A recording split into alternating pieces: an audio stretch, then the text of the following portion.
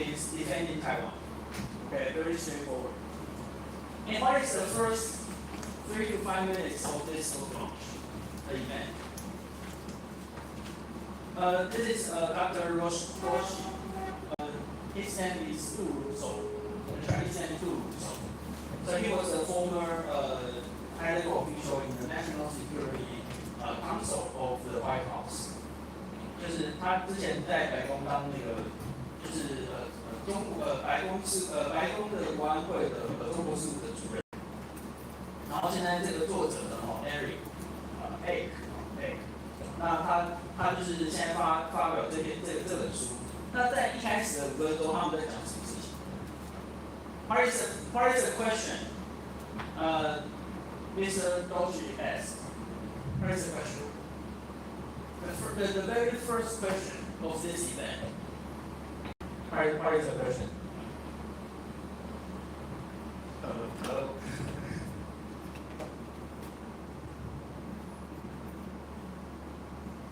From you and your questions as well. So I'm going to dive right into it. Let me just start off with I'm going to dive right into it. What and how to do all? Question for you that I think is obvious to everybody here. After all, they've taken time out of their day to be here with us. And that question is simply, what are the stakes here? Why does Taiwan really matter? Okay, the question is very simple. Why does Taiwan matter? Right? Why does Taiwan matter? Why do you want to write a book? Write a whole book about that? 第一个问题就是说，为什么台湾这么重要？对，那他其实他讲的前5分钟，大概就是我上个月讲的所有的东西，就是一个很好的摘要。Okay. Why is Taiwan so important? It calls for a book. It calls for so many congressional hearings. That it calls for attention from the executive branch. Basically bar none, with every single noun, verb, and adjective in the statement. Why does Taiwan matter? Well, thank you for starting there, Rush. Thank you for. Okay, so and it's very typical that so the author just thank the host and then just greeting to everyone and then he start to talk about why Taiwan matters, right? And what did he say? 他说的是什么？为什么台湾那么重要？大家还记得吗？大家还记得刚才说的是什么 ？No. Okay, let's try again. For being here. We go back a long way, and it's a real honor to share the stage with you. And thank you to everyone for coming out. It's great to see so many friends and friendly faces. Taiwan is a democracy under threat, and we have a. Okay, Taiwan is a democracy under threat. That is the main topic. That is a topic sentence. Okay, so topic sentence is when you are writing an essay, the most important argument always comes first. Well, almost always comes first. Okay, in the very beginning, this one is the main argument of all of the book. Okay, Taiwan is a democracy under threat. Okay, that is the main argument. Okay. Principle, national interest in defending democracies under threat. Principled foreign policy. Principled national interest. What is principle? That is what we are going to talk about today. That is the formation of the foreign policy. Okay, so we have already introduced a short history of the US-China-Taiwan relations. So each country has its own principled national interest. 就是一个有原则的，或是一个有规律的国家利益。Okay, principled national interest. That is the formation of the national interest or the foreign policy is a principled or predictable pattern. So each country has its predictable pattern. So there are a lot of different interest groups, different actors. Okay, so for example, the Congress, the executive branch, just as the host mentioned, okay, the military, okay, the trade sector. So each sector has its own interest. 就是在我们的外交政策的形成过程当中，有非常多不同的行为者。这你们在国际关系当中应该有学到，对，就是外交政策是由很多不同的行为者、利益团体所组成。So each actor has its own interest, but it's a aggregate process that is called principled national interest. So there is some mechanism to aggregate this national interest. For example, the Congress. The Congress represents people, okay, and these people include some of the interests from the corporations. 就是在外交政策行为过程当中有不同的行为者，这不同行为者代表不同的利益。比如说国会代表是民意，而这个民意呢，当然也包括像这些大公司啊、大企业等等。Okay, so the executive branch, 行政部门有行政部门的利益。Okay, the Congress has its own interests, and also the bureaucrats has its own interests. Okay, so it's a principled national interest. So we also mentioned that there's a main principle of the cross-strait relations for the U.S., right? So let's continue. But we cared about defending Taiwan before Taiwan became a democracy. Taiwan makes chips. They make 90% of the world's advanced semiconductors, 99% of the frontier semiconductors that are training the most advanced models. But we cared about Taiwan before they made chips too. So there are two reasons currently. One, what are the two reasons he mentioned? He mentioned two reasons here. And then he are going to further extend his argument that, oh, these two reasons are not the only reasons. Because we care about Taiwan before these two reasons, two factors happen. What are the two factors mentioned here? The first one is, what is the first reason? Hello, everyone. Are you there? 他讲了两个理由嘛，对，然后他就说，其实我们在这之前我们就已经关注台湾了。这两个理由是什么？第一个理由是 ，the first reason he mentioned is we care about Taiwan because hello, is it too fast to you? 对你来说，这你会觉得太快吗？速度太快吗？还好，对。So he mentioned two reasons that the U.S. care about Taiwan. What is the first one? The first reason is, so let's replay.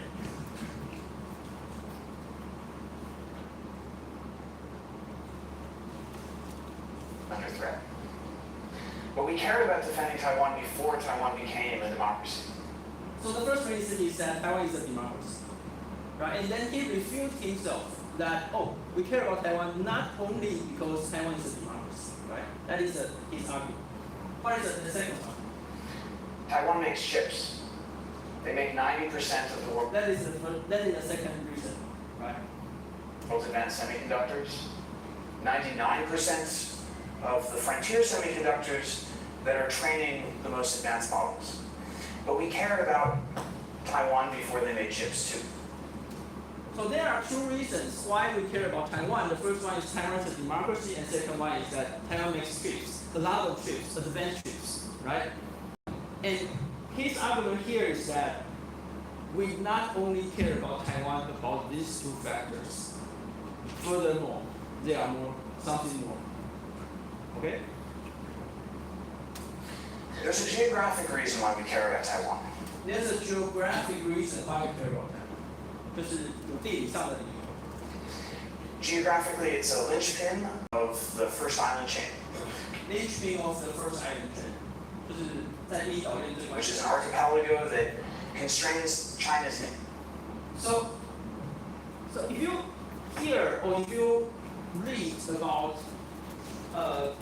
which is or something that so and then you understand that this one and the following sentences are going to explain the previously mentioned this one. Okay, it's the first island chain, which is so this one which is to explain what is first island chain. Okay.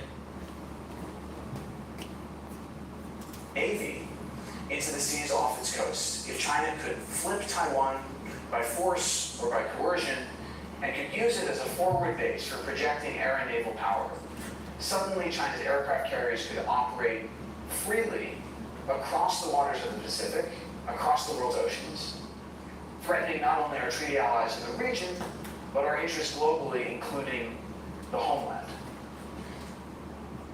So Taiwan is a gate to the Pacific and also to the world, right? You mentioned this in the first half of the semester. And Taiwan also matters because the way Taiwan's status is decided, whether it's democratically, in accordance with the will of the people of Taiwan, or whether it's by force or coercion, that matters for the character of regional order in this region. So, what does he mean? What is that Taiwan also matters about the way that the status is determined? What does he mean? What if Taiwan is taken over by China? And then he's going to explain, right? The Indo-Pacific, which is the center of gravity in the world, it's got the most important supply chains, and the character of that economic order, whether or not treaty allies like Japan, South Korea, Australia, and others can participate freely in the world economy, that matters because of precedents that could be set in how Taiwan's status is decided. The precedents can be set. Precedent 就是一个前例，就是一个前面的反应。So he mentioned two things here. Also two things. What are the two factors or the two patterns that if Taiwan is taken over by China by force, what will change? He mentioned two major factors that will influence, be influenced if Taiwan is taken over. What are the two factors he mentioned here? Hello? Anyone who wants to try? There are two things he mentioned, right? 这有这么难吗？大家说点话。有没有？就是他讲两件事情嘛，两件事情，他说，如果台湾被就是他的地位被改变了的话，会影响到两件事情，哪两件？你们这样都不说话，你们到时候6月1号的时候，那个就会怎么办 ？So please try to say something because we are going to talk all about the book on June 1st. The class of June 1st will be all it's all your takes. Okay, so we are going to talk a lot about the book. So please practice. So he mentioned two things, right? The first one is the regional order, and the second one is also the regional order, but it's economic regional order, right? So if Taiwan is taking over, and then it will influence the regional order and also the free economic, the freedom of economy, right? In the region. Okay, so 就是如果台湾被拿走的话呢，就是会影响到整个区域的政治局势，而且呢，就是整个经济就没有办法再就是用像这样的这个自由的这个发挥。So all of this is to say, we're being tested here, and if we fail to manage this problem effectively, we are going to find ourselves in a much more complex and dangerous world, facing cascading consequences that would be hard to control. And that's why the goal should be to deter a devastating war in the first place, while we try to preserve an honorable peace. So the goal is to deter the war, okay, deter the war. Well, terrific. There's a lot to unpack about the stakes here. Let's turn to this question of deterrence. I mean, the book is called Defending Taiwan. And to defend Taiwan, you have to deter the use of military force and other forms of coercion, to quote the kind of Taiwan Relations Act, against Taiwan. So deterrence is psychological, right? We're trying to deter not just a country, but an individual in some ways too, President Xi Jinping of China. So my question to you, Ike, is, what makes deterrence possible? Is Xi himself deterrable from This is Xi Jinping, not Xi. fulfilling what he kind of sees as the grand project in many ways, the unfinished project of the Chinese Civil War? Well, it's absolutely right to say that we're deterring a man, not deterring a country or a party or a military. And that means we need to get into his head as best we can, to show that we can hold at risk what he cares about, but also that we can show restraint, that we understand the red lines that, if crossed, might force him to fight with his back against the wall. Okay, so we are going to stop here. I highly recommend this video because it is a typical event held by a very good institute, Hoover Institution. Okay, so please find some time to listen to it, and also this.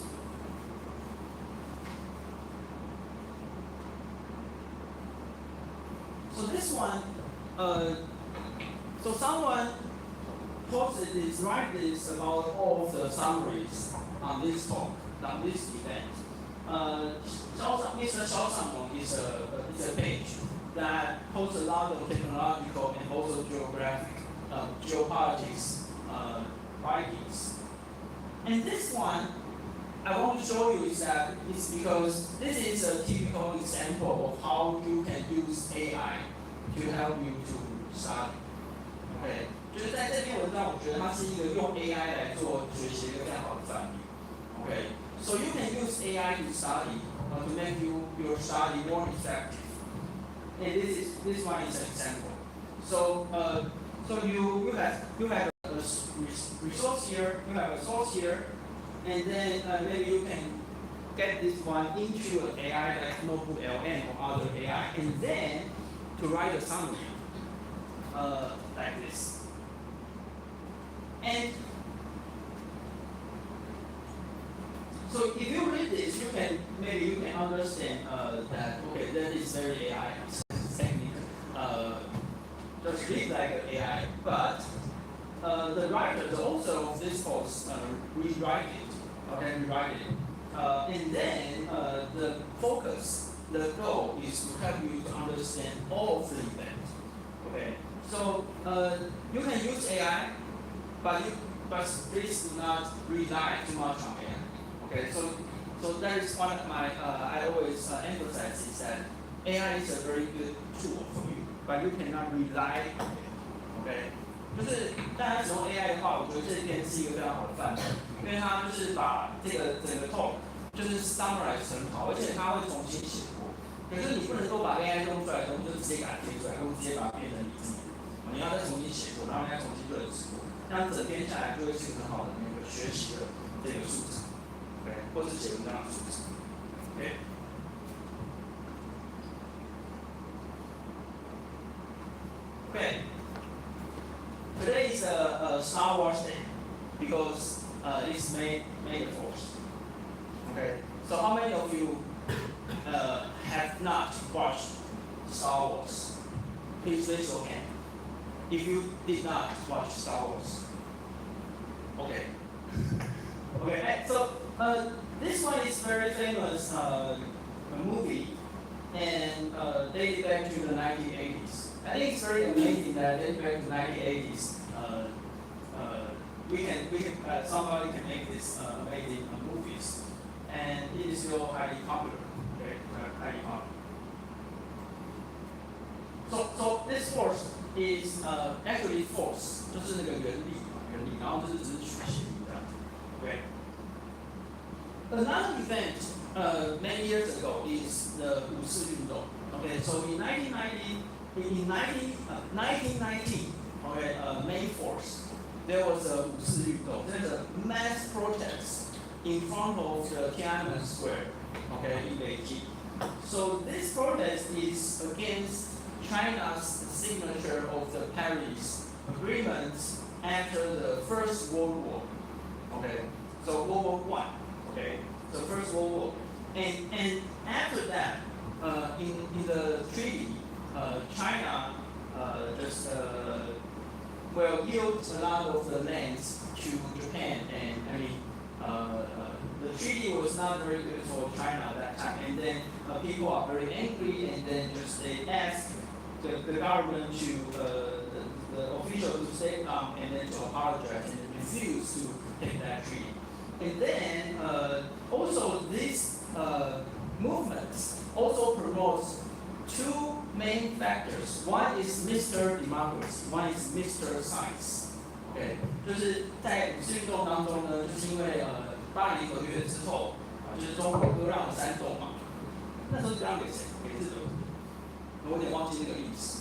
但 anyway 呢，就是他们就开始抗议，然后就觉得这个丧权辱国，然后就是要求要推行德先生跟赛先生，就是 democracy and science. Okay, and this movement is very important until today because now, so this is 1 month before the 1989 the Tiananmen Square massacre. Okay, so 1 month before the Tiananmen Square massacre in June 4th. Okay, it's 1989. So people gathered in Tiananmen Square and then promote for Mr. Democracy. I mean, 就是五四运动说要 Mr. Democracy and also Mr. Science. Okay, and China only accept Mr. Science but reject Mr. Democracy. 德先生跟赛先生。So this is a previous slide on China's narratives. So 五四运动is now a very symbolic event for China because China's narrative now is to fighting against imperialism. Okay, imperialism, and also they are going to fight against the so-called century of humiliation. Century of humiliation dated back to the late 90th century. 中国现在对外的这一个所谓的说法，或者是他们的民族主义，通常都会从所谓的百年国耻开始讲。那百年国耻呢，他们就会找其中一些重要的事件，例如说五四运动，就是他们的这个爱国心的一个非常好的一个表证。So we have to understand why now China is promoting for the Chinese nationalism because they think that the Western countries, the Western imperialism already humiliated China for about 100 years, and then now it is time to pursue for a great Chinese century. That is a mindset of the Chinese government right now, and also Xi Jinping, and also the high-level officials in China. So we have to understand this, okay, to explain why China is now rising and pursue for the Chinese nationalism. So 五四运动, the May 4th movement in 1990 is very, very important for China right now because there is a mass protest against imperialism, and also the promotion of the patriotism in China. 就是在这个五四运动当中呢，就是一个就是反帝国主义，然后还有就是要推行爱国主义，然后呢就是这个是一个很好的一个纪念的这个表征这样子。Okay, so this narrative and also the mindset is also very important to understand China's goal right now. But we also mentioned that it's all a narrative, and also this is a mindset. But the most important thing, the most important factor for China to take over Taiwan is, well, again, the geopolitical factors. Okay, just as the book author mentioned that it is geopolitics. Okay, the first island chain. Also, Taiwan represents the order. Okay, the current world order in the Pacific. So we mentioned about this in the first half of the semester. 就是我们现在去了解中国的这个思维模式是什么？他们的思维模式就是要打倒帝国主义，而这个帝国主义是他们从100年来一直不断的被欺负，从这个19世纪末一直被欺负，然后这个五四运动大家开始追求的爱国主义跟民族主义，所以现在呢，习近平觉得说现在时间到了，我们来追求中华民族的荣光这样子。Okay. 但是最重要的还是就是那个地缘政治的因素。The host of the event we just watched is Dr. Rush Doshi. Okay, he had a book about China. So the title is The Long Game. China's grand strategy to displace American order. So he argues that China has a very long plan to replace the U.S. Okay, this is Mr. Doshi. 这本书已经出中文版了，叫做《长期博弈》。And this one, I highly recommend you to watch that. Okay. Okay, let's turn to another topic.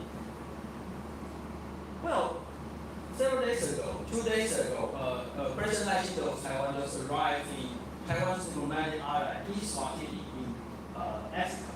Okay, and this one is, well, I think it's a very good opportunity for us to discuss some of the background and also some of the key concepts here. Okay, because in late April, this trip was originally scheduled in late April but cancelled due to China's pressure. So this is a map of southern Africa, and Eswatini is here. And in the last week of April, China pressured 3 African countries, including, I actually don't know how to pronounce that, correct? Seychelles, Okay, so please allow me to skip the pronunciation of these countries. So China pressures these countries to close the air so that there's no flying zone to our Air Force One, so that President Lai cannot fly over this region. And that is also very risky if you just go around this one or this way. We know this is an ocean, it's a big ocean here. So we just cancel. The government just canceled this trip. Okay. And the importance of this event is that is maybe the first time in several decades, at least in the last 20 years, we didn't see any of the event like this. Because it is China to ask the third place, 就是第三方, to close the air flying zone. Okay, that is maybe the first time in the last couple of years that the third country closed the air because of another country's pressure. That is a very rare event, very rare. Okay, but China did it. China successfully did it. So we can say that, that is a symbol that China has a very powerful influence in Africa. 在过去的20-30年来，我们很少看到有一个国家可以要求第三方去关闭它的领土。Okay. So according to the international law, a territory includes the surface, the underground, and also your air. Okay. 一个国家的领土呢，是包括你的就是你的地面嘛，还有你的这个地底的东西，还有就是你的领空，都是你的领土。OK， 领空也是领土的一环。Your territory includes your airspace. Okay, but this country closed the flying zone because of China's pressure. That is very rare. Very rare. Well, but it happened. And after this, I think that is a very successful operation of Taiwan's diplomatic team. That the plan was owned by Eswatini, and that is the president's plan. And then the president sends an special envoy to visit Taiwan after the cancellation of the trip. And then President Lai just write this Eswatini's plan and then to visit Eswatini. Arrive there successfully. So that is everything is very special here, but everything is very rare because there's very special relationship between China and Taiwan. 因为这辆飞机呢，其实是斯瓦蒂尼的国王的专机。OK， 斯瓦蒂尼国王专机就派来台湾就是访问，做一个访问。结果呢，我们总统就坐上斯瓦蒂尼的这个专机，就直接去到斯瓦蒂尼。And this plan was originally operated by our national air company, China Airlines. Okay, 就是它原本是华航班机。And then later, after the retirement of the plan, we sell it to Eswatini. Maybe half as a gift. Okay, so we sold it in a very cheap price, and then and then it became a plan owned by the king of Eswatini. Okay, so we still operate, we still have the maintenance of this plan. Okay, 就是我们仍然负责这辆飞机的维修。Okay. So remember this map. This is the current status in our region that China is pushing for the expansion of this power by the Belt and Road Initiative. 中国现在是在扩大它的影响力，尤其是用这个所谓的“一带一路”。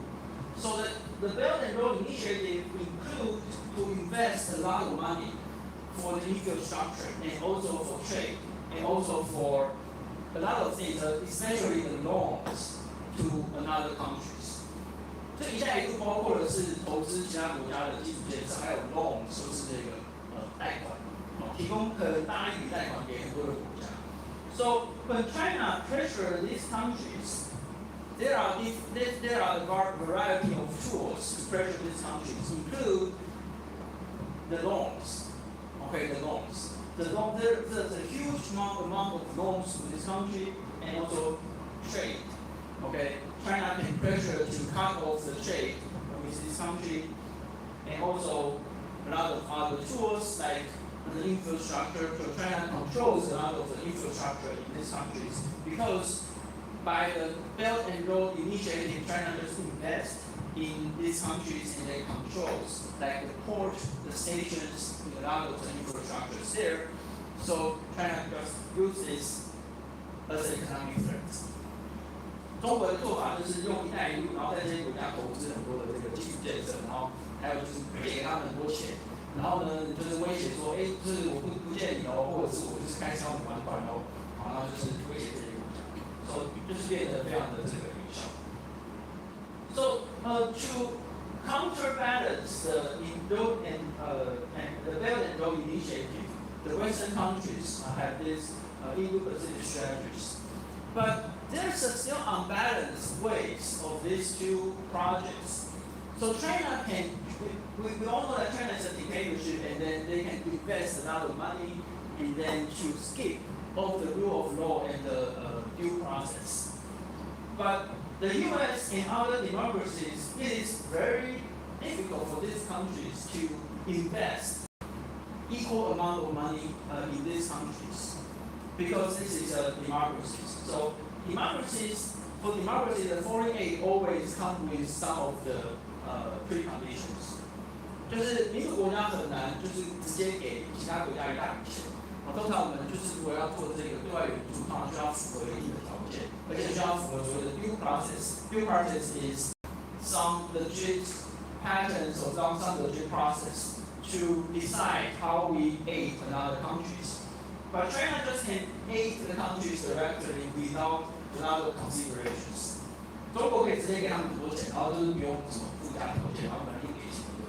那民主国家很难跟中国一样投资这么多的钱去那些国家。So basically, China just buy the influence, okay? And that is very effective, especially in Africa and in many Middle East countries and also South European countries. So China just buy the influence. Okay? So after that, after President Akinda successfully arrived at Eswatini, so China has a reaction by its foreign ministry, quote, President Akinda smuggled himself out of the island on a foreign plane, and then it is a collude, 以美谋独嘛，就是这个就是跟国外一起策划阴谋的。Collude with external forces will always have a losing cause. Will not change the fact that Taiwan is part of China. Well, okay.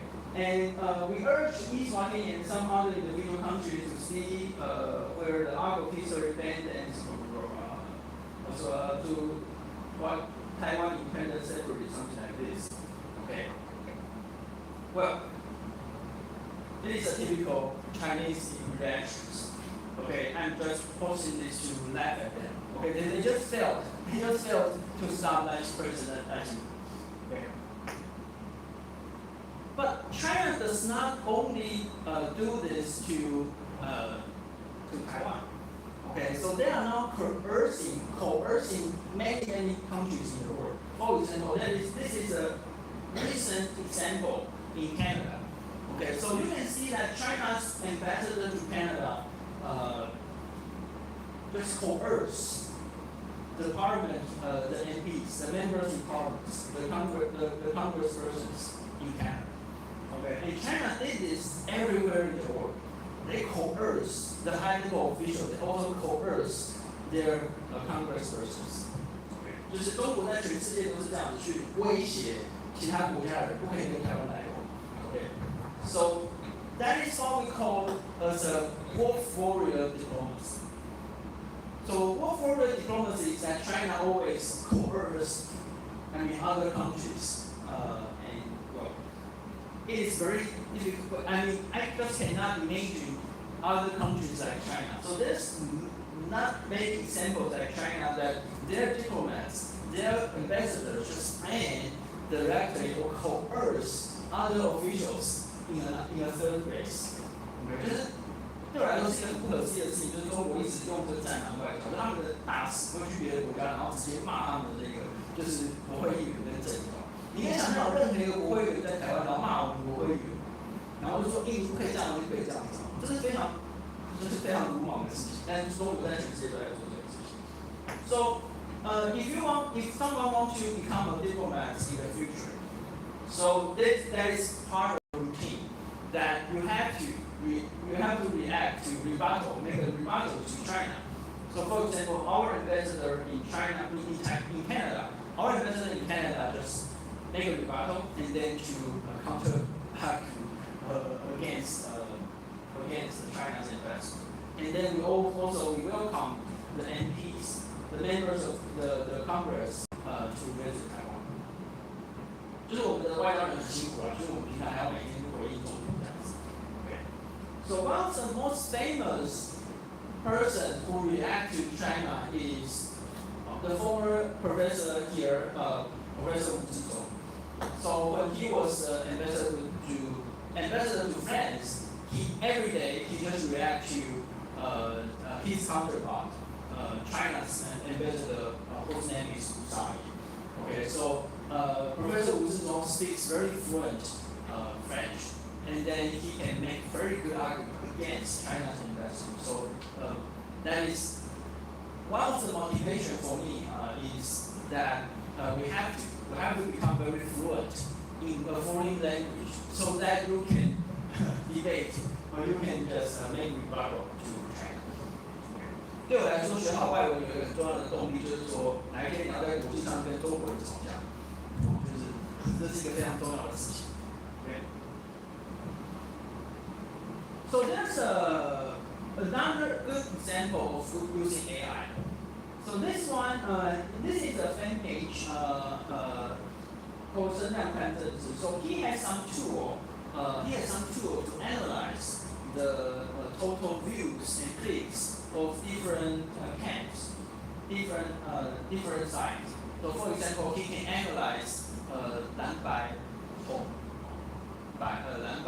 绿，就是the camps the views from the different sides about their total views.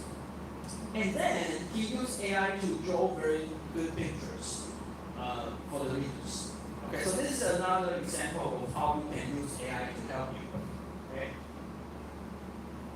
The importance of the diplomatic allies to Taiwan is that, because these countries are the members, they have the membership in the international organizations, but we don't. Okay, Taiwan does not have any membership, or almost no membership of the international organizations because of China's pressure. So these countries can speak for Taiwan in the international organizations.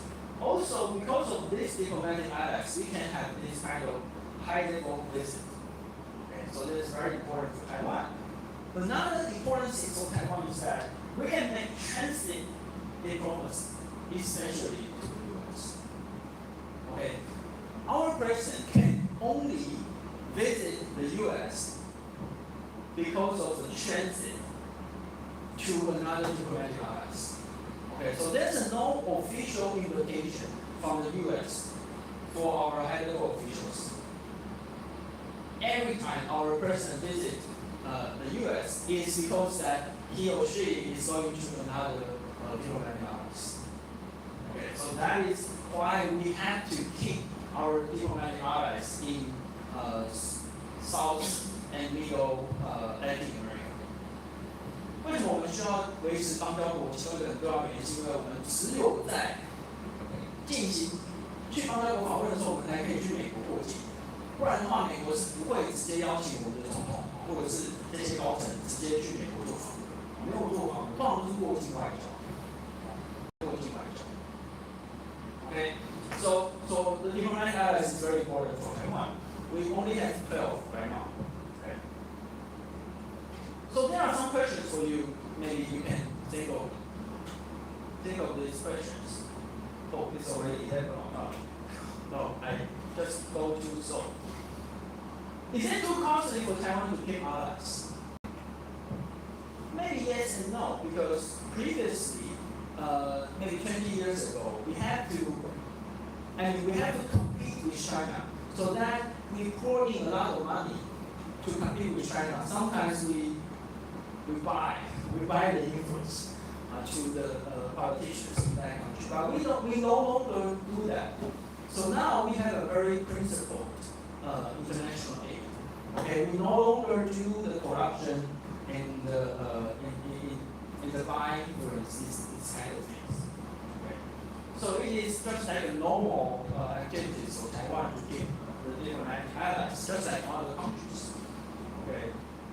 Oh, another one is that why do we engage with non-democracies? The East Wyoming is not a democracy, right?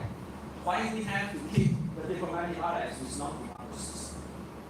But this is a very common myth that, we shouldn't engage with non-democracies. But I think that is not the reason, because a lot of countries keep the diplomatic ally, the relationship with non-democracies. For example, almost every country in the world has a diplomatic relationship with Russia, including the U.S. The U.S. has a diplomatic formal relationship with Russia. Okay. Also, the U.S., Japan, UK, and all the major countries in the world have diplomatic relationship with East Wyoming. Okay. So whether another country is a democracy or not is never a factor that just impedes building our relationship with. Okay. 就是另外一个国家到底是不是非民主国家或者是民主国家，从来就不是我们要不要邦交的考虑。比如说，斯瓦蒂尼跟美国、英国、日本、欧盟国家都有邦交啊。那美国跟俄罗斯也有邦交，我们并不会说另外一个国家不是民主国家，我们就不要跟他维持邦交关系。Okay, because whether a country is a democracy or not is an internal affair of that country. We don't have to involve with that types of the government or their internal affairs. Okay. So, why we have to keep schedules a secret? Well, that's because we have to avoid China's pressure, right? So that's very simple. Do they recognize Taiwan as the China government? Well, that's an interesting question. So we'll take a break.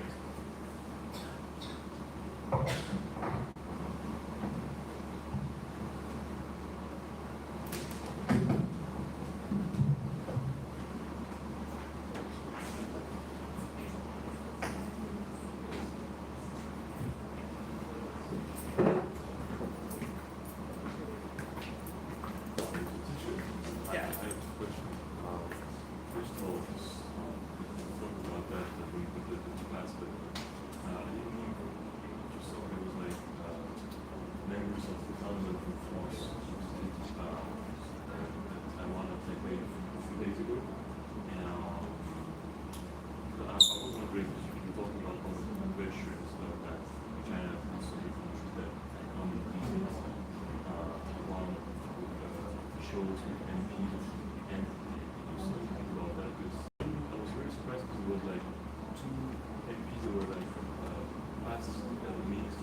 like very important like piece, I think, to Taiwan, and I saw no reaction of China. I was wondering why.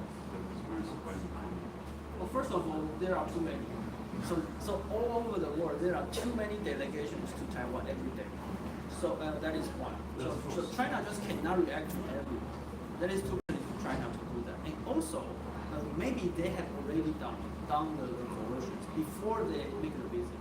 So you see that China will write letters, and also some of the ambassadors will openly criticize. So they have done everything to stop the visit. So that is a daily routine of the diplomats. So they fight. They fight for this. So maybe that is not that China didn't react, but we just didn't see that. Yeah, so this is the question, because I think it was very interesting as you spoke about like the importance of language in diplomacy, because I don't, you know, this guy. It's a Lusagi, yes. Yeah, because I actually listened to him a lot. I used to, because when I was ambassador in France, because he would give sometimes interviews in the media, and I was really surprised because, well, he's one of the most important ambassadors in the world, and his level of speaking the language, sometimes he acts like he doesn't understand the French and stuff. He was always surprised. Not understand. I mean, I couldn't understand why. But I felt very crazy that sometimes he makes up like he doesn't understand some words. He's an ambassador, so he's supposed to know that. And I was wondering if you know that. Is it a kind of strategy for Chinese diplomats to like, if they discuss with someone about topics that like make them uncomfortable, they start like, is it very something they do? I think the most important thing for China to promote their officials is that you have to be very local, and then your language should be in line with the war forward diplomacy. So Lu Zhaye makes a very good argument about the war forward things, and maybe language efficiency, also making good relationship with that country is not a priority for China. Yeah. So that is why I think Lu Zhaye. I mean, Lu Zhaye is very experienced veteran. And he has already done this very harsh policies, very harsh languages in other countries. So that is why he was promoted to France, right? So I think the efficiency is not the priority for China. Like, do you think that they really intentionally Sometimes yes. decrease the level in language just to avoid that? Yes. That's crazy. Yeah. They just don't care about it. That's crazy. They really don't. Yeah. 哦，好，可以，我已经弄在那个，应该是哪一个？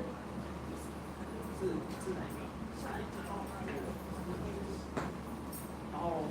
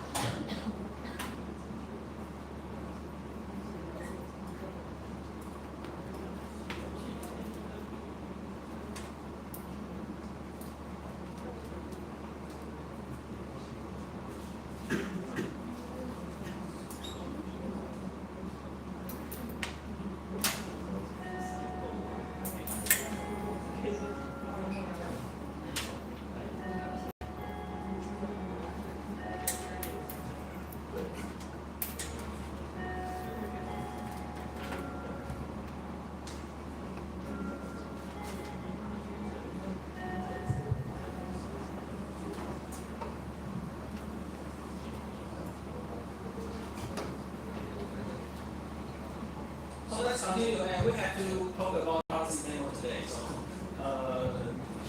seems like I'm too slow. So,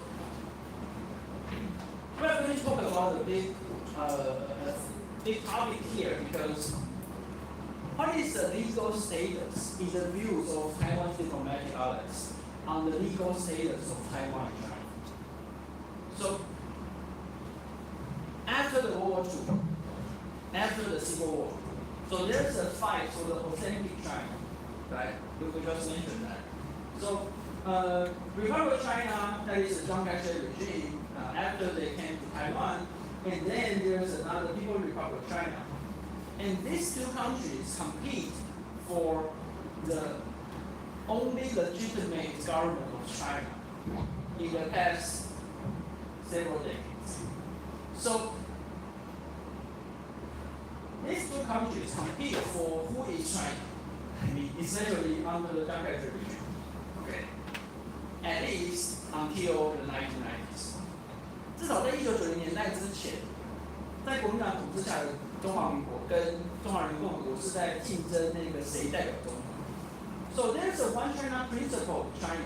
There's only one China, PRC is China, and Taiwan is part of China. And then we also mentioned that under KMT, there's also one China principle. There's one China, ours is China, and Taiwan is part of China. Okay, at least until 1990s, the 1990s. So these two countries compete with the authentic China. So that is the diplomatic relationship represents the government's recognition. The government recognition is which government represents that country. So for example, the US switched the diplomatic relationship from ROC to PRC in 1979. That is, in 1979, the US recognized this one is China, this one is not China. OK， 在过去很长一段时间，1990年代之前，中华民国跟中华人民共和国之间在竞争外交关系，而这个外交关系代表的是我们在竞争政府承认。The government recognition. The government recognition of a country is that which government represents that country. China. Okay? Is this China or is this China?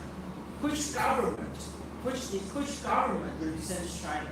So before 1990s, these two governments compete for the government recognition. Which one is China?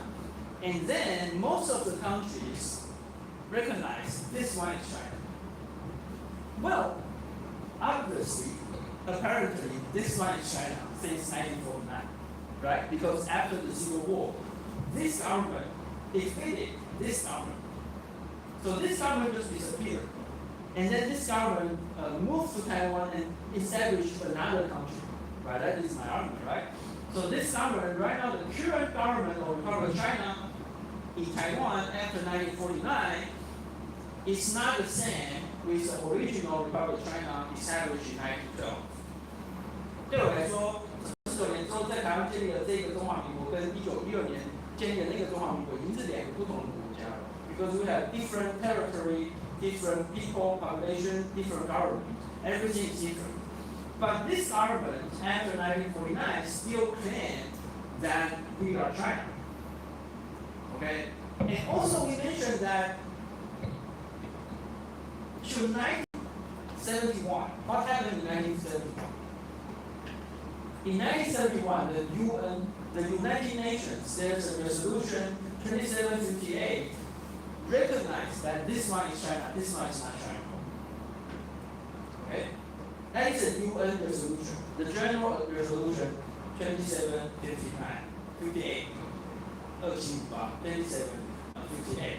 2758号决议 recognize globally that this one is China and this one is not China in 1971. Okay? But this government still claim that, oh, we are China, so you have to choose between these two. Okay, that is a strategy under KMT, under Kuomintang. So KMT still claims that, oh, every country in the world always have to choose between these two, and then if you make diplomatic allies with Taiwan, and then it means that you choose us as China. And if you just cut off the diplomatic allies with Taiwan, and then that is you recognize this one is China. Okay? Seems very complicated, but that is a one China principle under PRC and under ROC under KMT. But after 2016, it's all different. Why? Because the ruling party denied the one China principle. Okay. But my argument is that happened way before DPP took power. Because let's see this time. President Nagin signed agreement with East Swatini. And let's look at the official name here. That is an agreement between the government of the Republic of China, Taiwan, and the government of the Kingdom of East Swatini on mutual administrative assistance in custom and 关务协议就是关税吧，就是custom 就是海关嘛 ，OK。So what did you see here? What is the official name for us, for Taiwan? Republic of China, parentheses, Taiwan. What does this mean? What does this mean? That means this country is apparently not China, right? If it is China, why should we add Taiwan here? If this country is China, why do we need to add Taiwan here? Because apparently it is not China. 如果中华民国是中国的话，为什么还要加台湾在这里？很显然，中华民国不是中国，所以我们才要加台湾。那如果它是中国，它就是 China 就好了，干嘛还要写这样子？我说的有没有道理？没有，唐浩俊老师等下会跑过来那个啊。And this not only happened in DPP's ruling. So this happened way before DPP took power. So even under Ma Ying-jeou administration, and if you look at the official agreements of our government with another government, any government in the world, we have a variety of different names. We use Republic of China, we use Republic of China, Taiwan. Sometimes there's a parenthesis, sometimes there's a comma, sometimes there's no comma here. So, and sometimes we use Taipei, sometimes we use Chinese Taipei, sometimes we use Taikong Jinma. So Taiwan, Penghu, Jinma, and Mazu. So we use a variety of names to sign an official agreement with other countries. And even with our diplomatic allies, we use the name of Taiwan, not China. Okay? 就是我们即使是跟我们的邦交国签订的协约、正式的合约，都会用台湾。而这件事情不是只有在民进党执政时期发生，在国民党执政时期、跟马英九执政时期同样的发生。也就是说 ，it is quite simple that Republic of China is no longer China. That is why we have to add Taiwan here, okay, to avoid any confusion. And also, that is part of the efforts for Taiwan that we just give up on fighting for the authentic China. We no longer want to compete for the authentic China status anymore. Okay, we are Taiwan. Okay, we are Taiwan, even with our diplomatic allies. So that is no longer a competition of the government recognition anymore. Okay, 我们跟中国之间已经不再是要去竞争所谓的一个中国之间的政府承认，我们没有要去竞争说我们代表中国。OK， 所以即使是在跟邦交国我们签订的这个合约里面，都会加注台湾，不是在说啊，在邦交国眼中我们就代表中国，其实没有，其实并不是，我们并不会在强调这件事情。Even if in the legal system of our diplomatic allies, it still label us as China because they do not recognize another treatment. So there's no single country in the world maintain relationship with these two countries at the same time. There's no single country can do this. And I think someday, we will pursue for this status, and that day is the formal independence of Taiwan. 就现在没有任何一个国家同时承认两个，为什么？因为过去我们就是逼人家承认说，你一定要选一个当中国，那大家一定选这个当中国啊，谁会选我们当中国呢？对不对？所以我们现在要推的应该是双重承认才对，就是说，其实我们两个都可以同时的存在，同时跟其他国家建立关系的。如果可以这样的话，那就是台独成功一点，就是台湾独立成功一点，就代表台湾跟中国是一点一。但现在是还没有这种案例发生。对。I'm going to stop here because we have two group presentations today, and we are going to maybe 10 minutes for the last part of the memo. Okay, so let's welcome group 4. So group 4 will provide us with more details about the Belt and Road Initiative. Okay, you have 10 minutes.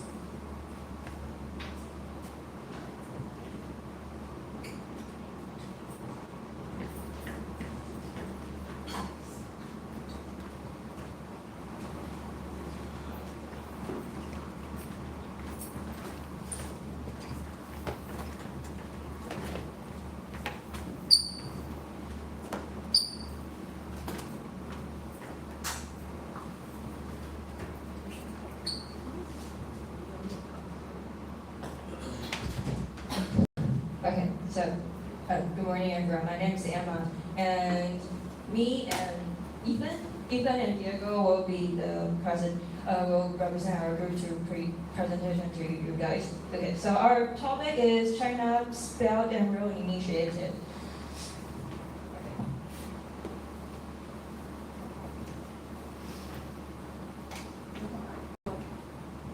So I'm going to make a brief introduction of Belt and Road Initiative. So it's as known as BRI. 就是它的缩写叫 BRI 这样。So the Belt and Road Initiative is China's global infrastructure and economic development strategy. This initiative is built on 5 stage goals. So the first one is policy coordination. The second one is infrastructure connectivity, and the third one is trade affiliation.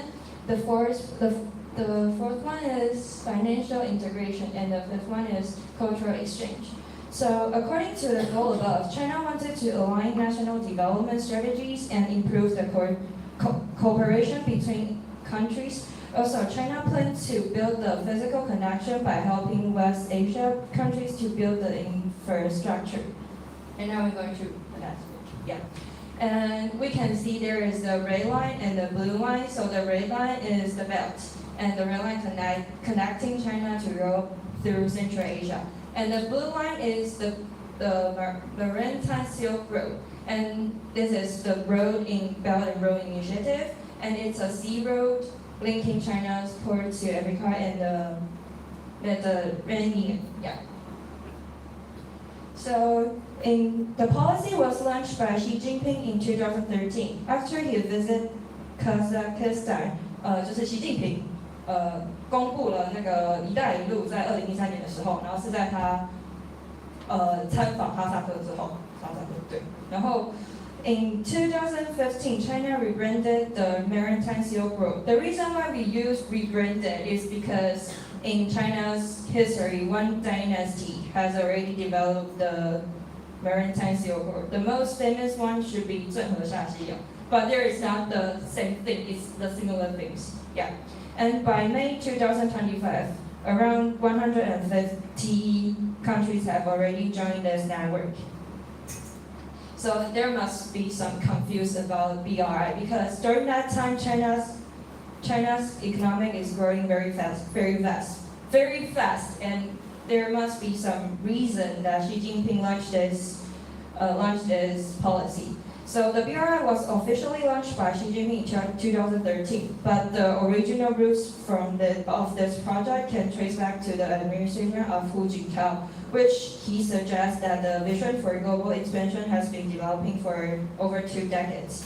And second one is China was facing the economic pressure. Despite the fast growth, they have still faced a serious problem with access industrial production and stock that needed the new market. And the last one is China wants to secure their dominant position in world exchange. To make it, they help other countries to build infrastructure and giving them financial support to increase other countries' dependence on Beijing's will.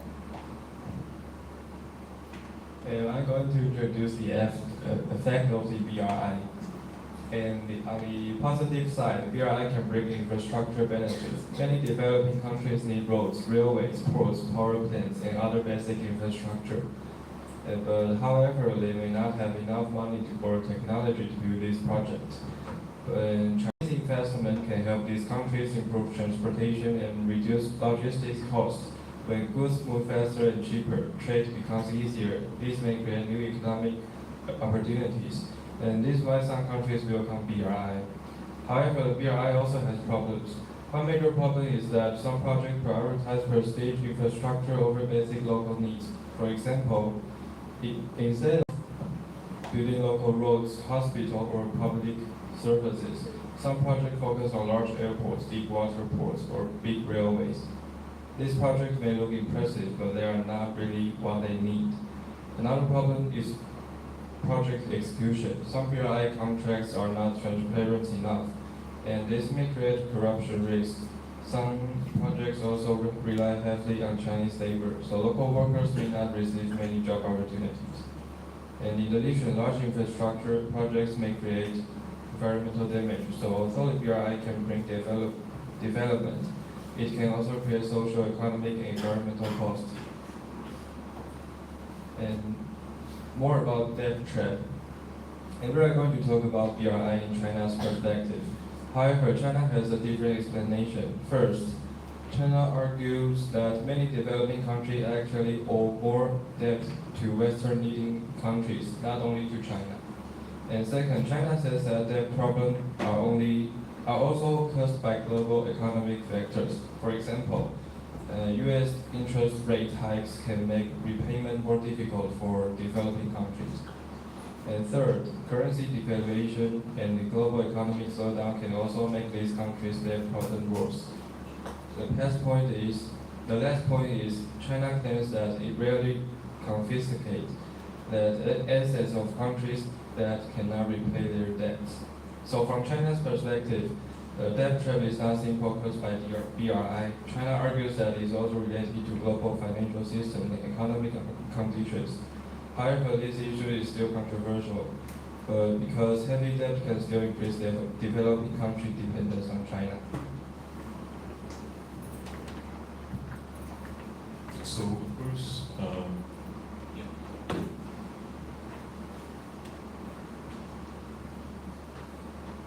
Oh my God. So of course, yeah, we're in Taiwan, so we have to speak about Taiwan, and obviously, it's kind of awkward because I had a lot of things to say about that, but we've already said something in the past 1 hour, so I'm going to try and say things that I didn't say already, but obviously I have to repeat some things. Obviously, there's a huge impact of the BRI in Taiwan since, well, we've talked about the importance of the influence that China has. They can enforce its one China policy and principle on countries that are weaker economically, which is actually every country in the world except the US.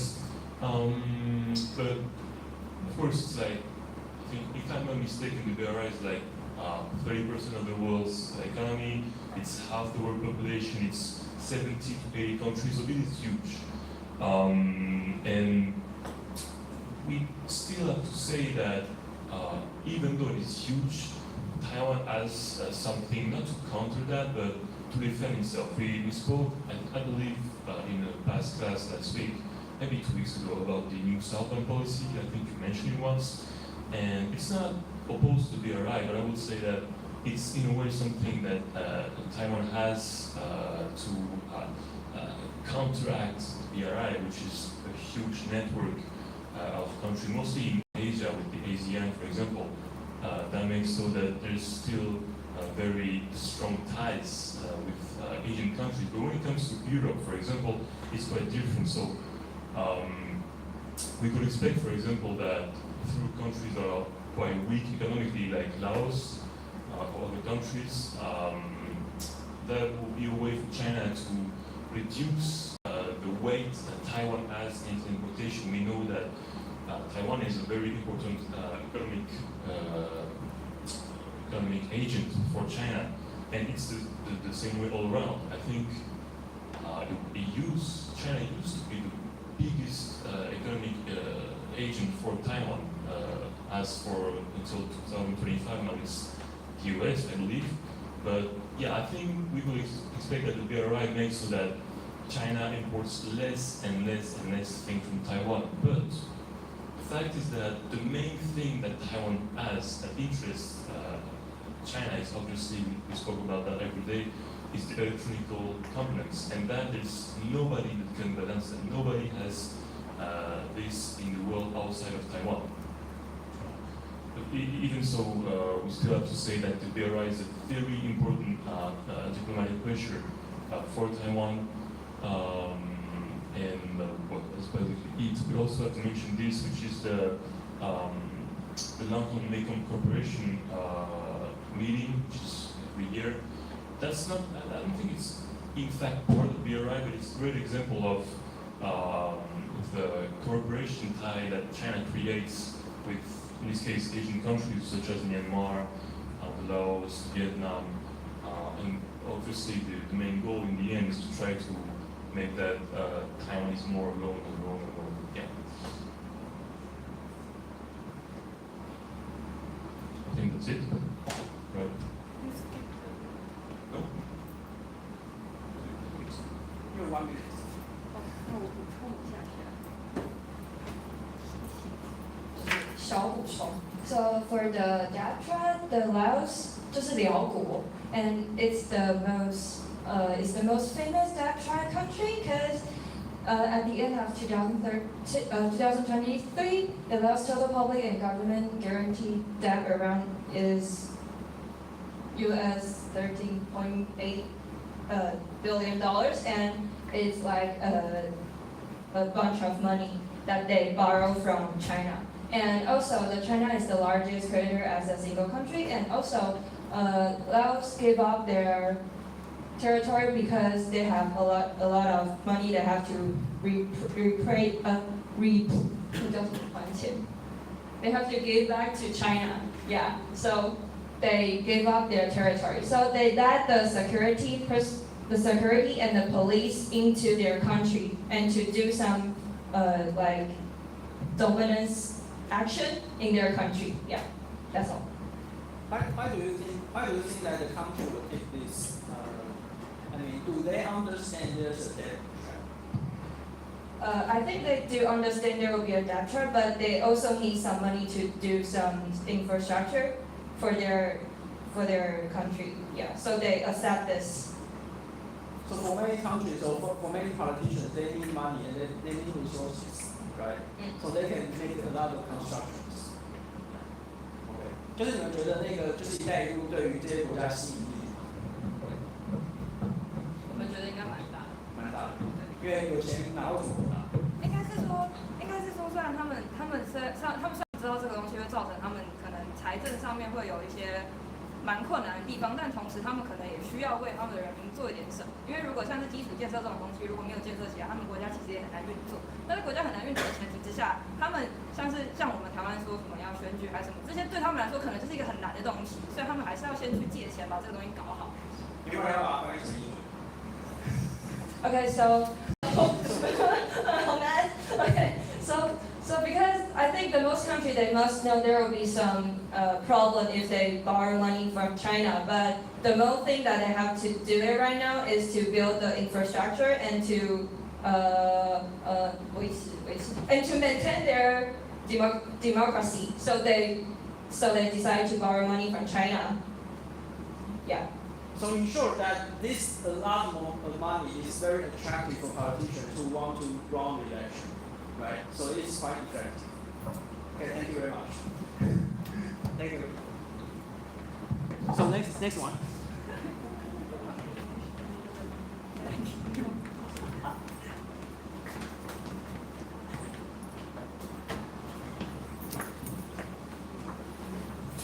谢谢第四组报告，下一组。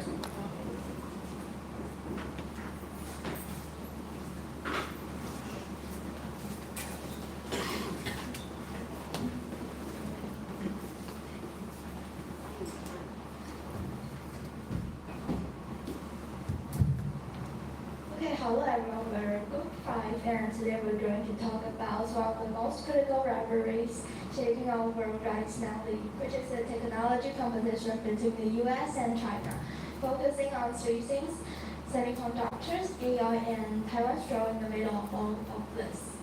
Okay, and here's our roadmap for today.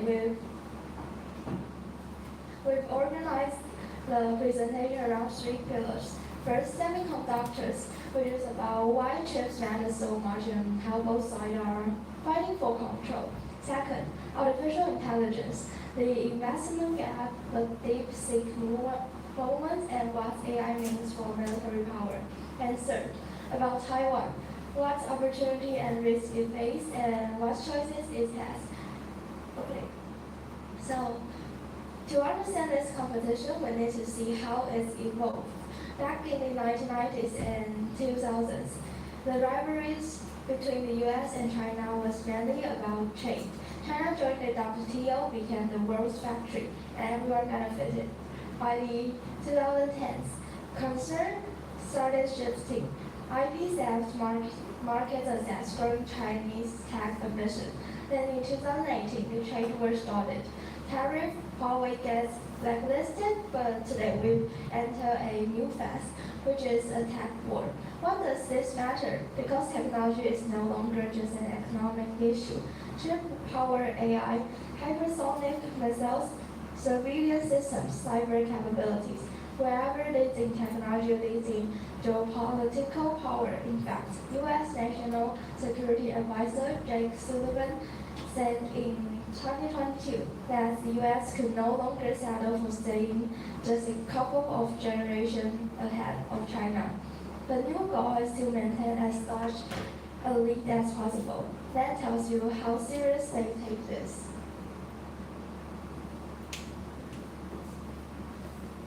So why are chips, semiconductors at the center of everything? Because they are in everything. On the military side, precision-guided missiles, autonomous drones, radar, communication, all chip-dependent. For AI, without advanced chips, you literally cannot train large language model around modern AI system. And in everyday life, your phone, your car, 5G network, cloud computing, all of this is running on semiconductor. The Biden White House will be planning in the 2022 National Security Strategy. Microelectronics are one of the foundational technology of the 21st century. Control chips and you control the infrastructure of modern life. And here, where Taiwan become absolutely central to this story. TSMC alone holds about 54% of the global foundry market, around 92 of the world's most advanced chips. Those at 5 nanometers or below are made in Taiwan. Semiconductors are Taiwan's #1 exports, making up over 35% of total exports. And China's best foundry, SMIC, is still around the 5 years behind TSMC. This has given rise to the concept of the silicon giant, the idea that Taiwan's technological importance acts as a deterrent. If anyone attacks Taiwan, the global chip supply collapse, hurting every major economy, including China. At the same time, the U.S. tried to reduce this dependency through the CHIPS Act, building fab in Arizona, but TSMC own founder Maurice Chang called it an expensive exercise in fertility, because you can build a factory, but you can't easily replicate Taiwan's decades of expertise. Taiwan is both a strategic asset and potentially a bargaining chip in this rivalry. So how is the U.S. responding? Two main strategies. The first is a chick and science attack, signed in August 2022. $52.7 billion in subsidies for domestic semiconductor manufacturing. The goal is threefold: build chip fab at home, TSMC in Arizona, Intel in Ohio, Samsung in Texas, Micron in New York. Because a lead partner to building friendly countries, reducing single point risk, and invest around 200 billion in R&D over a decade to maintain innovation leadership. While nation South here's already a skilled workforce strategy, delays several of these projects. You can count the fab, but you need engineers to run it, and those take years to bring.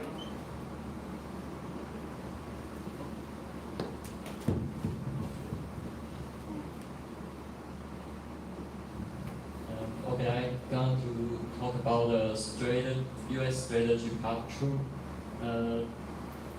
The second part is the stick, export controls. The logical is simple. If you control the tools, you can put the ceiling on your rival's capabilities. This is where the strategy gets aggressive. Since 2019, the U.S. has systematically cut off China's access to advanced chips and equipment needed to make them. In October 2022, the rules expanded to ban U.S. citizens from even working in China's chip industry, with the Netherlands and Japan joining. A multilateral checkpoint was created most recently in April 2026. Controls were tightened further on domestic foundries like Hua Hong Semiconductor. Oh, okay. Let's talk about China's response. China, however, hasn't been standing still. Their response centers on self-reliance. On the hardware side, Huawei and SMIC, 就是中芯国际, are co-developing the Axon AI series with a production target of 1.6 million dice by 2026 to compensate for the lack of advanced lithography. China has turned to clever engineering workarounds. They now hold 65% of global patents in 3D chips, including chip staking, allowing them to pack more power into a single package without needing 2 nano or 3 nano tools. But we must look at the gaps. While China has achieved 7 nano chips through workaround, they are still stuck there because they cannot access EUV machines for perspective, while Huawei's best chips currently delivers only about 6% of the raw performance of NVIDIA's latest super chips. Furthermore, China's big farm has been plagued by corruption and mismanagement, showing the state that industrial policy is incredibly difficult to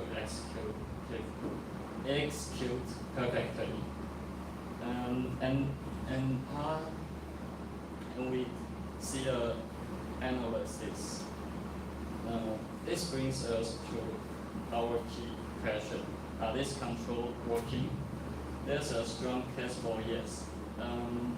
Because we can see the short term, the control can containing the China's move, but in long term, we maybe see the China be more stronger in the future. Okay. Next. 下一趴，再来。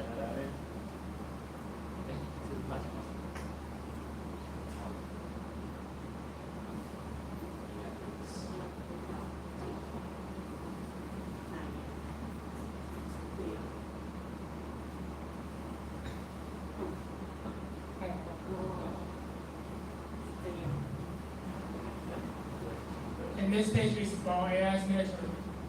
And AI has also major military implications.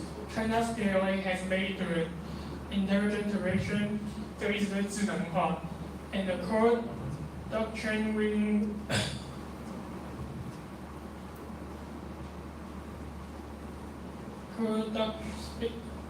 winning wars through AI enables speed and precision. Completely, China is in the autonomous drone AI. holding 55% of global drone breakthroughs. Israel controls over 30% of the global citizen drone market. The PLA is developing swarm drone capabilities. AI is also powering surveillance, facial recognition, gas recognition, satellite imagery analytics, and connected warfare, deepfakes, disinformation, social media influence operations. And at a command level, AI is being integrated into C4 ISR systems to accelerate decision making in real time. And next page. This page is about AI governance. AI is not only about military power, it is also about global influence. China is exposing its AI surveillance system to more than 80 countries through programs like Safe Cities.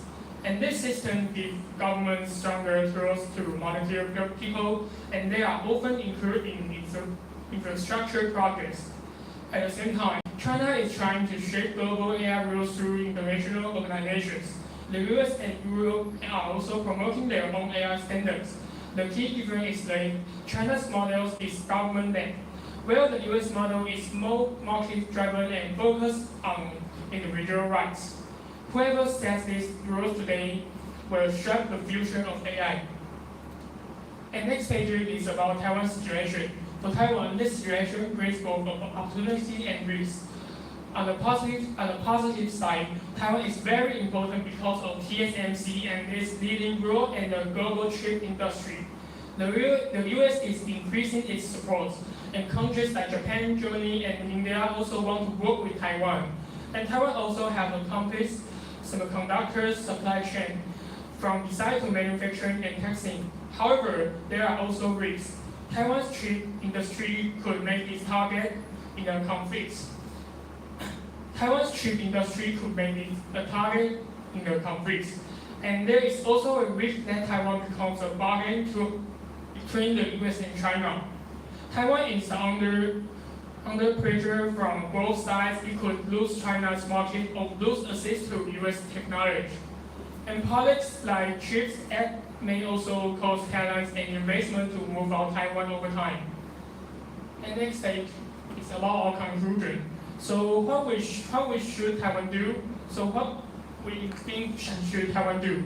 And we see three main points. First, diversify, expand chip production to other countries, but keep the most advanced technology in Taiwan.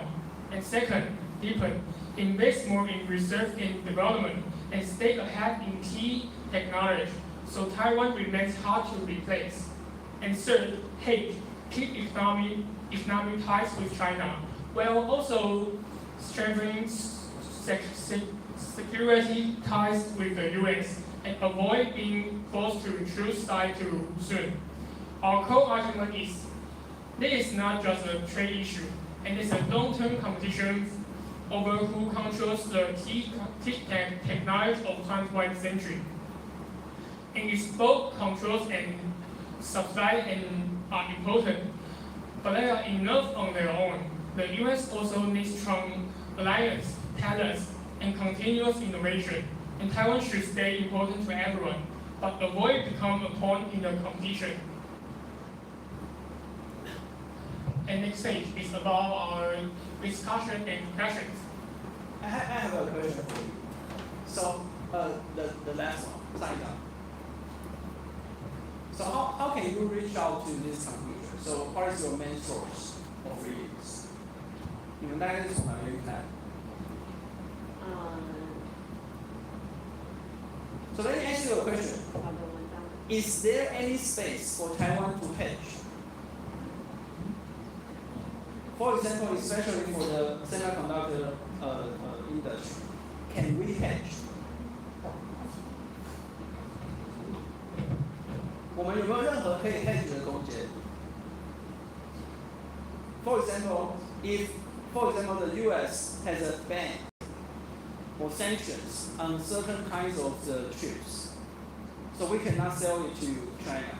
So if you are going to hedge, are you going to follow up on US regulations or US sanctions on China? If you're going to hedge, then you will you still want to sell your chips to China, right? Is there any space for Taiwan to hedge? 我们台湾有任何可以 hedge 的空间吗 ？hedge 的中文是避险，避险就是说你要就是在维持美国跟中国之间维持好的关系。但如果美国叫我们不能卖晶片给中国，假设我们要 hedge 的话，那我们要卖吗？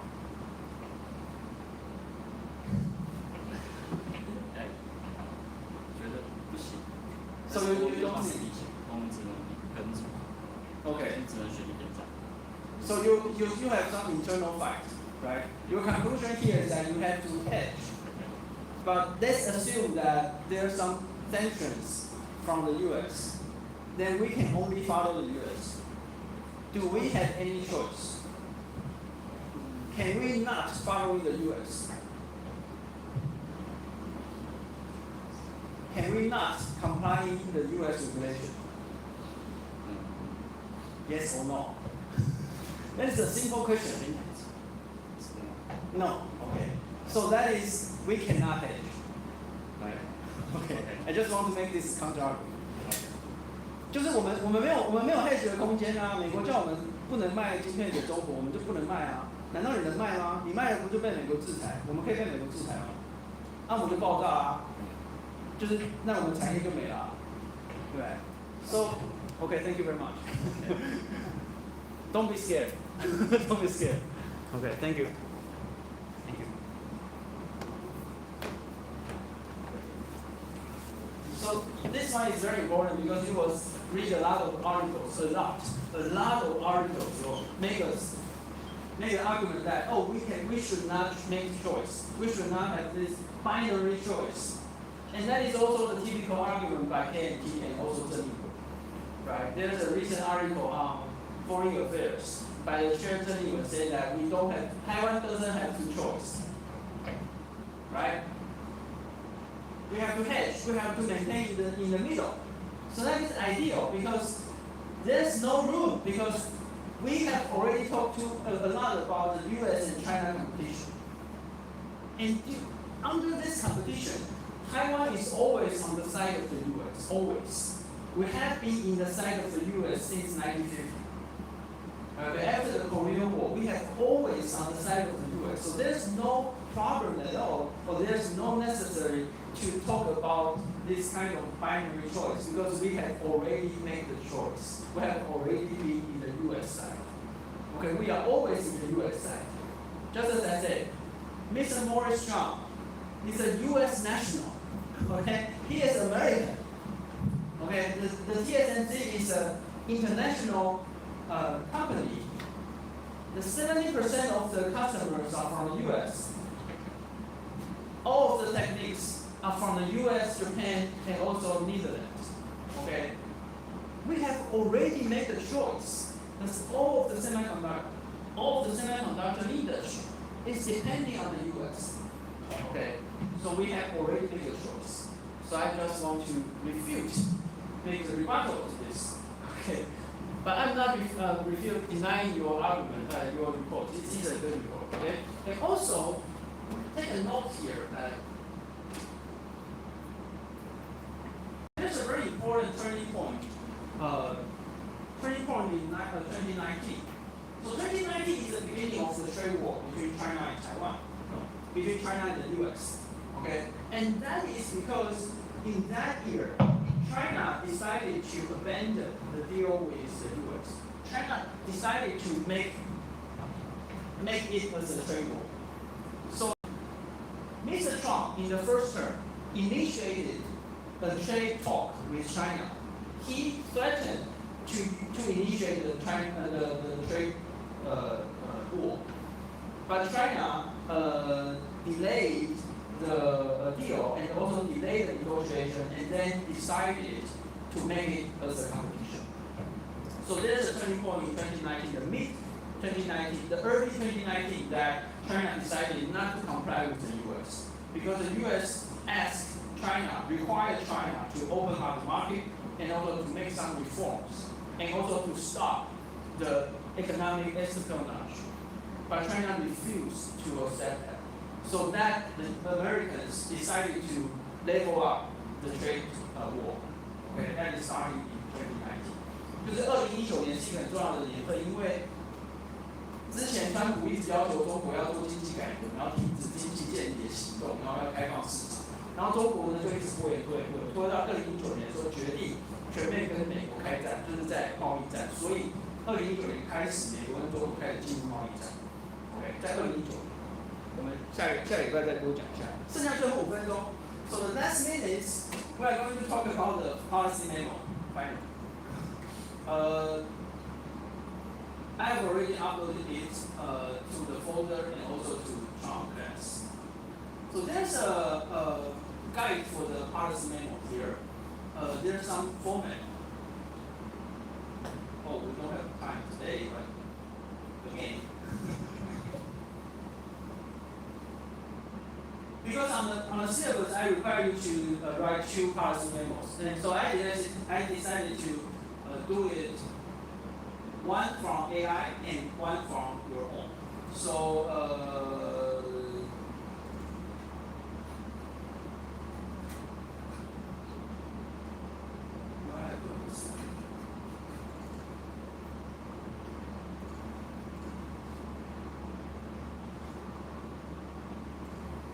in the folder we have the policy memo here, and then there's a guide for policy memo, and then you can see there's 2 assignment here, also on some class. So we have 3 topics for you. So you can pick 1 or 2 for the topics. Also, if you have already done one policy memo, and then you can use your original one. And I asked you to write 2 policy memos. The first one is that you will use the AI tools, any kind of AI tools. You can use Gemini or ChatGPT or any kind of AI tools. Ask AI to write a policy memo to you, okay? And then you will modify it based on what the AI generated for you. So if you have already done one policy memo, and then you can use it to go to AI and then tell it to modify it. And if you didn't do that, and then you can write a whole new one. And the second one, do it by yourself. Okay, so you have to submit 2 policy memo. Okay, we will do this. We will break it once next week, step by step. So there are 3 topics here. One is that as a foreign diplomat in Taiwan, how do you view the military special budget in the legislature? 就是军事预算卡关。那你的身份是外国的外交人员。The second one is that if you are in Taiwan's National Security Council, so how do you view the energy crisis in the Middle East, especially the Hormuz Strait? OK， 就是荷鲁斯海峡的这个危机如何影响到我们的这个能源？第三个是as a foreign diplomat from Southeast Asia, how do you view the Trump-Xi meeting? OK, if you are a foreign diplomat in the Southeast Asia, how do you view Trump-Xi meeting? OK， 就是我们有三个这个题目。那因为 as a policy memo, there's always you have to. So you can click. You can click this guide for the policy memo. This guide. So there's a format for policy memos. Always. You have a recipient. Imagine that you are writing this memo to a high-level official, okay? And then from your name or organization, for example, you are from National Security Council, you are from as a foreign diplomat, the date, okay? And there's a subject, just one sentence of the subject for the title. 就是一开始会给一个标题 ，OK， 比如说response to the energy crisis, something like that, okay? And then you will have an executive summary. That is 3 or 4 sentences of this situation and then the policy implementation, okay? Background and the problem definition. What happened? And then there's a policy options and analysis. What are the options we can do? Okay, you suggest the recipient should do. Okay, that is the policy options. and then option A, option B, and then there's the pros and cons, and then recommendation. What is the option that you recommend the official to do? And then maybe several sentences of the conclusion. Okay, and remember to say something about the significance, the importance of this issue, maybe in the recommendation or in the conclusion. But that is the format. So we will practice this next week, and then you will have 1 month, 4 weeks, 4 or 5 weeks until the first week of June. Okay, you have plenty of time. So I just want you to practice, first of all, using AI, and second of all, to be familiar with this format. Okay, we'll go through more details next week. Okay? We'll see you next week.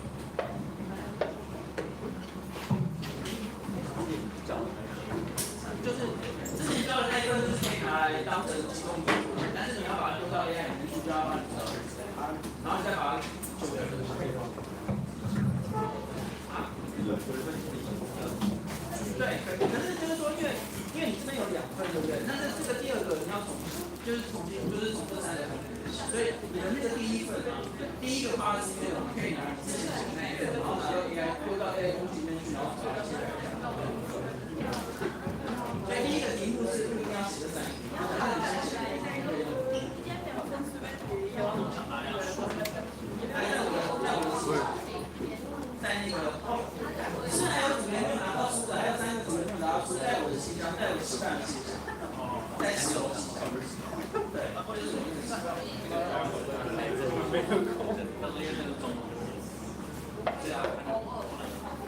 对啊，那一组1本啊，用一组1本，那你拿中文书给那个国际生看，不是？这件事哦，这件事。对，你拿给国际生看中文书。没有，国际生会看那个学校那种英文书。好。对。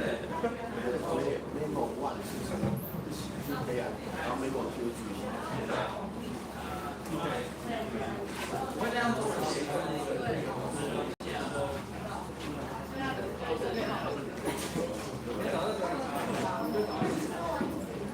你该写个什么？什么？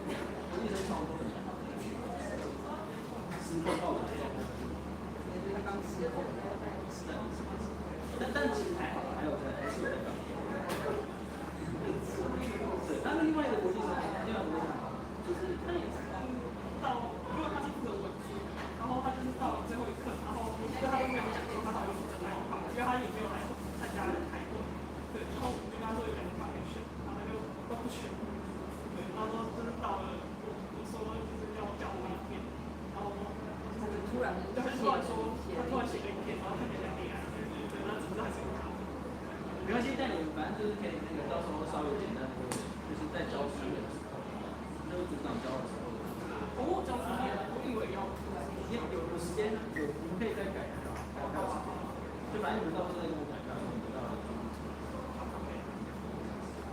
生对话是可能的，而且这个他们是学的问题，所以他们更很多人过去鼓掌。老师，那你这个统计的部分还有做吗？我其实还没看过这样。OK， 其实基本上就是学术统计，对，逻辑。如果是跑前面的部分，然后后面那个120。没关系，我待会来看。我等下可能会先写一个小东西给大家。感谢。然后那个已经系统可以用了，那你们先把那个就收据都准备好，然后信息你就看到大家，我就给大家。就是之前 meeting 的那几次的时候，应该是跟中理确定一下说一次要给大家多少钱，然后就是你就算一下大家做多少，大陆就1-2次。那个什么苏月明老师还有1-2次。我记得那个对方好像那就问一下，然后你要从系统跟 general 那个数据。那这样还要跟，大部分是我们教老师，所以王怡婷跟苏月明我要去跟他们教。